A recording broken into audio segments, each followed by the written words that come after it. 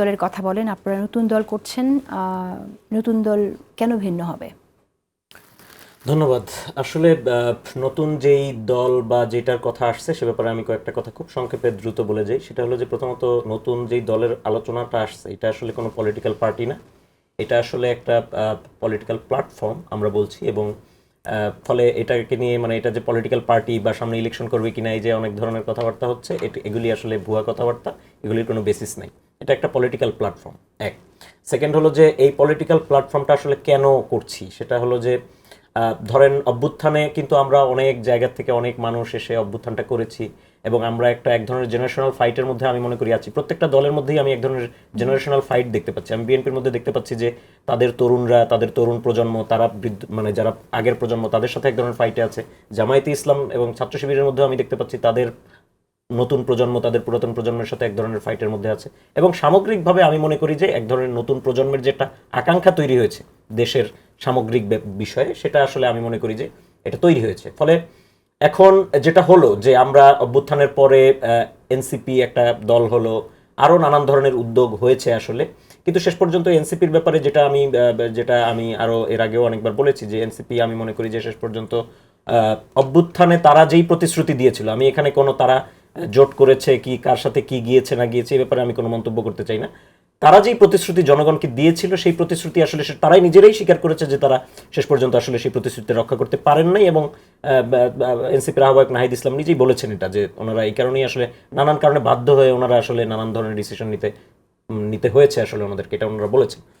ফলে এখন দেখেন এখন রাজনীতিতে কি হচ্ছে, রাজনীতির মাঠে এখন রাজনীতি যেহেতু একটা নির্বাচনী রাজনীতির মধ্যে ঢুকে গেছে, ফলে আমরা কিন্তু আসলে নির্বাচন নিয়ে আলোচনা করছি, জুলাই সনদ নিয়ে আলোচনা করছি, সংস্কার কথাটা বলছি, কিন্তু আসলে বাংলাদেশের মানুষের যেই রিয়েল প্রবলেমসগুলা, যেই ধরেন যে আর্থসামাজিক পলিসিগুলি, আমরা কিন্তু কেউ আমাদের ইকোনমিক পলিসি নিয়ে কথা বলছি না, কোনো পার্টি বলছে না ইকোনমিক পলিসিগুলি নিয়ে কথা। কিংবা আমরা আসলে আমাদের যেই মানে কৃষক শ্রেণী আছেন বা যারা আমাদের এখানে শ্রমজীবী শ্রেণী আছেন, কিংবা আমরা বাংলাদেশে আমরা বলছি যে হ্যাঁ আমরা 1 কোটি জব দিব, বা কেউ বলছে আমরা 2 কোটি জব দিব, কিন্তু আসলে এটার প্রসেস কি হবে, আপনার এটার মডেল কি হবে, আপনি জব দিবেন কি, মানে স্বজনপ্রীতির ভিত্তিতে 2 কোটি জবও দেওয়া যায়। ফলে মানে কিসের ভিত্তিতে আপনি আসলে 2 কোটি জব ক্রিয়েট করবেন বা 1 কোটি জব ক্রিয়েট করবেন বা কি করবেন আপনি, সেই মডেলগুলি কিন্তু আমরা ওইভাবে পাচ্ছি না।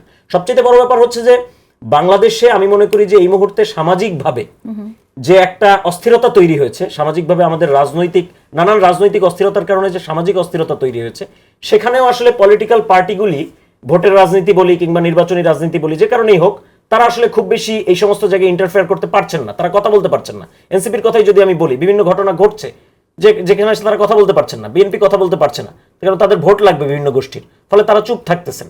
ফলে এই যে একটা সামগ্রিক একটা ব্যাপার তৈরি হয়েছে, এবং সবচেয়ে বড় ব্যাপার হচ্ছে আমাদের এখানে আবারও মতাদর্শটা ফিরে আসে কখন, ধরেন মতাদর্শিক কিছু ফাইট থাকে, প্রত্যেকটা দলের মতাদর্শিক মত পার্থক্য থাকে, কিন্তু এগুলো ফিরে আসে কখন, ভোট লাগবে। ফলে ধরেন যে কেউ অন্য দলকে বলে যে তুমি তো মুক্তিযুদ্ধ মানে মানো না বা তুমি তো রাজাকার, আবার আরেক দল অন্য দলকে বলে যে তুমি তো ভাই ইসলাম মানো না, তুমি তো ইসলাম বিদ্বেষী। ফলে এই জিনিসগুলি আছে, এগুলি যে বাংলাদেশে নাই তা না, অনেক কিছুই আছে, কিন্তু এই জিনিসগুলি আসলে ভোট যখন আসে তখন ভোটের মাঠে এক ধরনের রেটরিক আকারে চালাচালি হয়, কিন্তু এগুলির আসলে অ্যাকচুয়াল এসেন্স কি সেই জায়গায় কিন্তু আমরা যেতে পারছি না।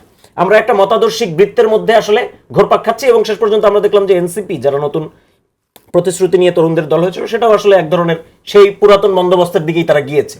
ফলে আমরা যেটা এখানে বলছি সেটা হলো যে বাংলাদেশের মানুষের জন্য একটা পলিসি নির্ভর জায়গা দরকার, একটা পলিসি দরকার, একটা ইকোনমিক পলিসি দরকার, এবং বাংলাদেশের রাষ্ট্র যে একটা বাংলাদেশের খুবই শোষণ যন্ত্র হয়ে উঠেছে, এটা শুধু শেখ হাসিনার শাসন এক ধরনের শোষণ ছিল, কিন্তু আমরা তো এই অভ্যুত্থানের পরে অন্তর্বর্তী সরকারের কালেও দেখলাম যে রাষ্ট্র আসলে অনেক ধরনের শোষণ যন্ত্র এমন আছে যেগুলি আসলে শুধু শেখ হাসিনার সময় চালু ছিল, অন্তর্বর্তী সরকারের সময় এগুলি চালুই আছে। আমরা আসলে দেখছি যে খুব পরিবর্তন হচ্ছে না।